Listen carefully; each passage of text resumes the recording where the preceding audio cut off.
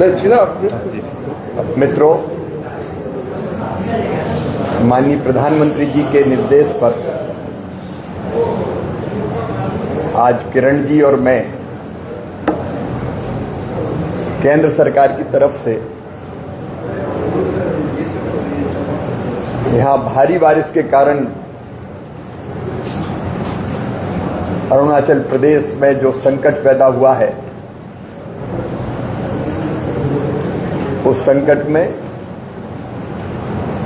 स्थिति का आकलन करने,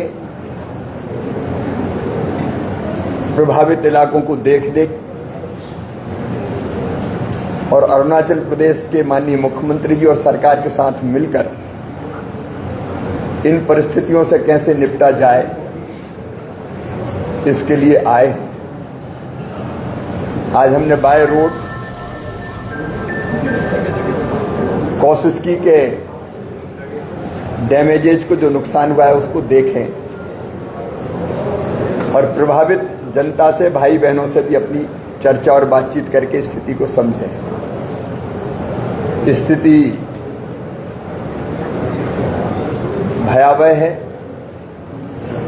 संकट बड़ा है और चुनौती भी सामान्य नहीं है, लेकिन फिर भी मैं राज्य सरकार को, मुख्यमंत्री जी को इस बात के लिए धन्यवाद दूंगा कि तत्परता पूर्वक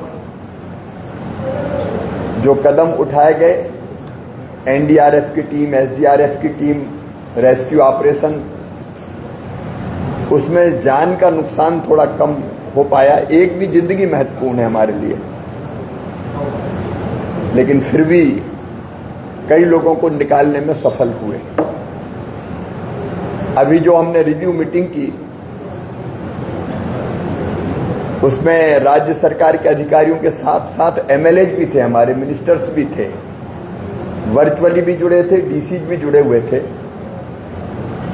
कई जगह से रोड अभी भी ब्लॉक हैं, हाईवे हो, नेशनल हाईवे हो या प्रधानमंत्री ग्राम सड़क योजना की सड़कें, वो भी जगह जगह से टूटी हुई है, ब्रिजेज डैमेज हुए हैं। कई जगह किसान की फसलें बुरी तरह से चौपट हो गई है, प्रभावित हुई है। हार्टिकल्चर की भी फसलें हैं, धान जैसी फसलें भी हैं। किसानों को भी व्यापक नुकसान हुआ है। कई घर टूटे हैं, बह गए हैं। एक जगह तो हम खुद देख के आए, पूरा का पूरा मकान बह के नीचे चला गया, मलबा केवल शेष रह गया। पशु भी मारे गए हैं, बिजली के खंभे उखड़ गए हैं, टेलीफोन की जो कम्युनिकेशन है वो भी कई जगह ठीक नहीं है और पीने के पानी का संकट है। तो इस समय दो काम हमको करने हैं। राज्य सरकार कर रही बखूबी, लेकिन केंद्र सरकार पूरी ताकत से उनके साथ खड़ी रहेगी। एक, तत्काल अस्थायी व्यवस्थाओं की बहाली, लोगों तक ठीक से राशन पहुंच जाए। जो रोड अभी पूरी, जो कुछ गांव ऐसे जो आज भी ब्लॉक है, अभी उन तक हम पहुंच पाए। राशन, दवाइयाँ, पीने का पानी, एक तो तात्कालिक काम करेंगे, लेकिन दूसरा जो बड़ा काम करना है, यहाँ की स्थिति का आकलन करके आज माननीय मुख्यमंत्री जी ने एक रिपोर्ट अभी सौंपी है। वो अंतरिम है, क्योंकि अभी जो नुकसान हुआ है उसका सही अंदाज नहीं लगा, आकलन नहीं हुआ। तो एक अंतरिम रिपोर्ट वो भेजेंगे और इसके बाद पूरे डैमेज का अंदाज करके फिर एक विस्तृत रिपोर्ट आएगी। हम माननीय प्रधानमंत्री जी को यहाँ की पूरी परिस्थिति की माननीय किरण जी और मैं जानकारी देंगे।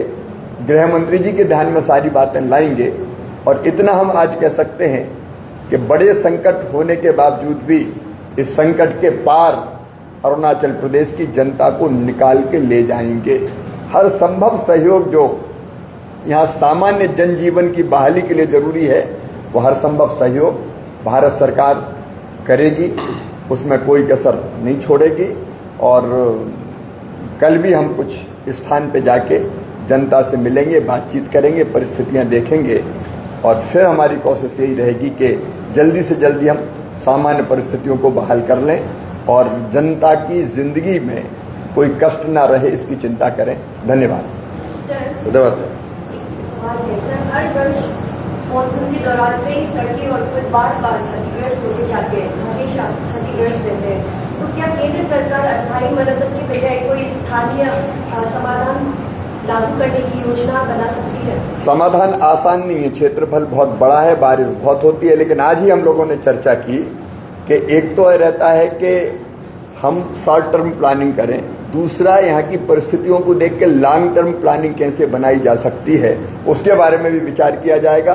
जैसे खेती के बारे में हमने आज तय किया, मैं आज बहुत विस्तार से बात नहीं कर रहा प्रेस से, लेकिन हम कोई साइंटिफिक रोड मैप बना सकते हैं क्या कि ज़्यादा पानी में कौन सी फसलें ज़्यादा बेहतर हो सकती है, तो उस दिशा में भी काम करें। अभी तो प्रारंभिक आकलन हो रहा है। तात्कालिक सहायता SDRF के अंतर्गत तत्काल राज्य को केंद्र सरकार देती है। विशेष परिस्थितियों को देखते हुए तत्काल जो सहायता करनी आवश्यक है वो भी करेंगे, और बाद में फिर विस्तृत रिपोर्ट आने के बाद क्षति के आकलन के हिसाब से पूरी सहायता की जाएगी। यूनियन मिनिस्टर स्टेट CM भी हमारे साथ है। अपर सुबनसिरी में दे आर क्लेमिंग, वो बाद में बात करें, अभी रिलीफ का सर सिंस आप सेंटर से आए हैं अरुणाचल प्रदेश मैं वो ब्रीफ नहीं देखिए, अभी तो केवल हम नुकसान का आकलन करने आए हैं, विस्तार से बात फिर बाद में करेंगे। Thank you very much.